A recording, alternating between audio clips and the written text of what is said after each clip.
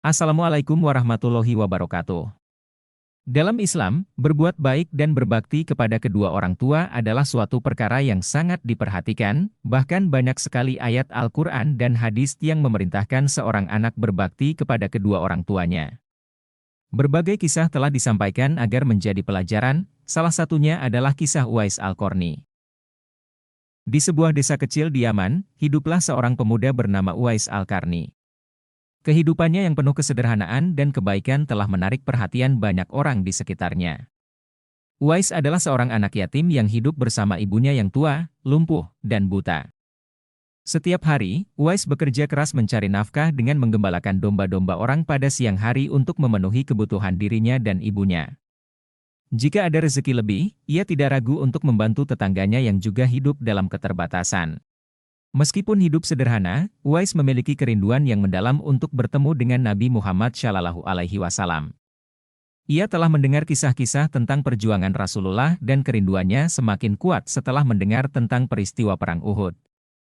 Sebagai ungkapan cintanya kepada Nabi, Uwais bahkan memutuskan untuk menirukan peristiwa gigi Nabi yang patah dengan cara mengetuk giginya sendiri hingga patah.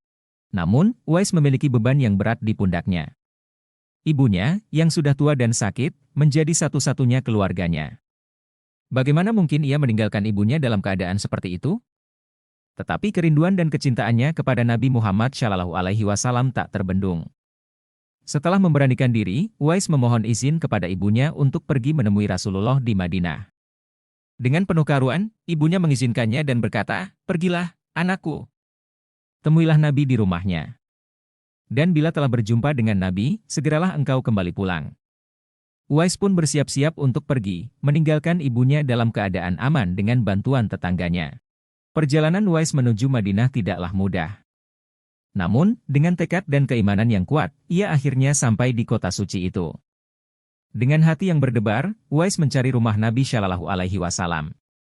Namun, ia hanya bertemu dengan istri Nabi SAW, Siti Aisyah radhiyallahu anha, karena Nabi SAW sedang berada di medan perang. Kekecewaan menghampiri Uwais, tapi ia tetap setia pada janjinya kepada ibunya. Meskipun hatinya ingin menunggu Nabi SAW pulang, pesan ibunya untuk segera kembali ke Yaman membuatnya harus mengalah. Dengan hati yang berat, Uwais pamit kepada Siti Aisyah radhiyallahu anha dan berangkat pulang. Sementara itu, di Madinah, Nabi Muhammad SAW yang mengetahui kunjungan Uwais mencari tahu lebih banyak tentangnya. Beliau menjelaskan kepada para sahabat bahwa Uwais Al-Qarni adalah penghuni langit, seorang hamba yang taat kepada ibunya dan penuh kecintaan kepada Allah dan Rasul-Nya. Dikisahkan pada suatu saat sang ibu berkata kepada Uwais bahwa ia memiliki suatu keinginan. "Anakku, mungkin ibu tak lama lagi akan bersama dengan kamu, ikhtiarkan agar ibu dapat mengerjakan haji," pinta ibunya. Uwais tercenung, perjalanan ke Mekah sangatlah jauh melewati padang pasir tandus yang panas. Orang-orang biasanya menggunakan unta dan membawa banyak perbekalan. Namun Uwais sangat miskin dan tak memiliki kendaraan. Uwais terus berpikir mencari jalan keluar. Kemudian, dibelilah seekor anak lembu. Kira-kira untuk apa anak lembu itu? Tidak mungkinkan pergi haji naik lembu. Tidak, ternyata Uwais membuatkan kandang di puncak bukit. Setiap pagi beliau bolak-balik menggendong anak lembu itu naik turun bukit. Uwais sudah gila. Uwais sudah gila, kata orang-orang. Yah, kelakuan Uwais memang sungguh aneh. Tak pernah ada hari yang terlewatkan ia menggendong lembu naik turun bukit. Makin hari anak lembu itu makin besar, dan makin besar tenaga yang diperlukan Uwais.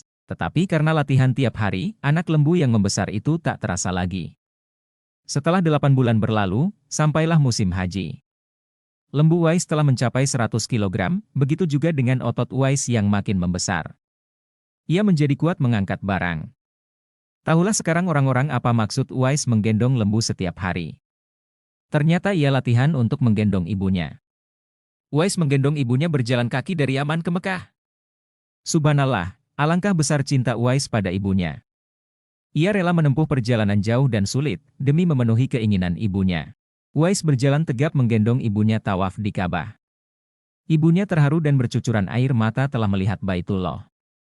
Di hadapan Ka'bah, ibu dan anak itu berdoa. "Ya Allah, ampuni semua dosa ibuku," kata Uwais. "Bagaimana dengan dosamu?" tanya ibunya heran. Uwais menjawab, dengan terampunnya dosa ibu, maka ibu akan masuk surga. Cukuplah ridho dari ibu yang akan membawa aku ke surga. Subhanallah, itulah keinginan Uwais yang tulus dan penuh cinta. Allah Subhanahu wa Ta'ala pun memberikan karunia-Nya, Uwais seketika itu juga disembuhkan dari penyakit sopaknya. Hanya tertinggal bulatan putih di tengkuknya.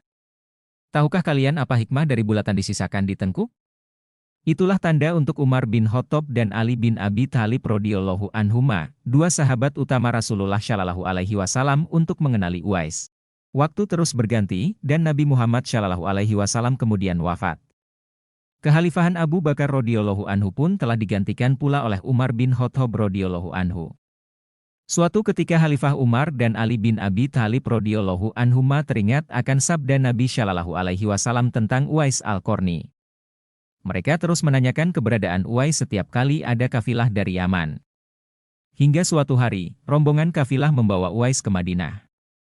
Ketika Khalifah Umar dan Ali radhiyallahu anhuma menemui Uwais, mereka melihat tanda yang dijanjikan oleh Nabi di telapak tangannya. Uwais Al-Qarni, sang fakir yang sederhana, resmi dikenali oleh Khalifah Umar dan Ali radhiyallahu anhuma sebagai penghuni langit. Namun, Uwais menolak tawaran bantuan materi dari Baitul Mal. Dengan rendah hati, ia berkata, "Hamba mohon supaya hari ini saja hamba diketahui orang. Untuk hari-hari selanjutnya, biarlah hamba yang fakir ini tidak diketahui orang lagi." Beberapa tahun kemudian, Uwais Al-Qarni meninggal dunia. Saat proses pemakamannya, keajaiban terjadi. Banyak orang yang tidak dikenal sebelumnya tiba-tiba muncul dan bersaing untuk mengurus jenazahnya. Dari pemandian hingga penggalian kubur, semua dilakukan oleh orang-orang yang sepertinya memiliki hubungan khusus dengan Uwais. Berita kematian Uwais dan keajaiban di sekitarnya menyebar luas, dan penduduk Yaman yang tercengang akhirnya mengetahui keistimewaan Uwais Al-Qarni. Hidupnya yang sederhana, berbakti kepada orang tuanya dan penuh ketakwaan kepada Allah Subhanahu wa Ta'ala telah membuatnya dicintai oleh Allah Subhanahu wa Ta'ala dan dikenal sebagai penghuni langit. Demikianlah kisah dari Uwais Al-Qarni, semoga bisa menjadi pelajaran bagi kita semua. Wallahu a'lam bishawab. Wassalamualaikum warahmatullahi wabarakatuh.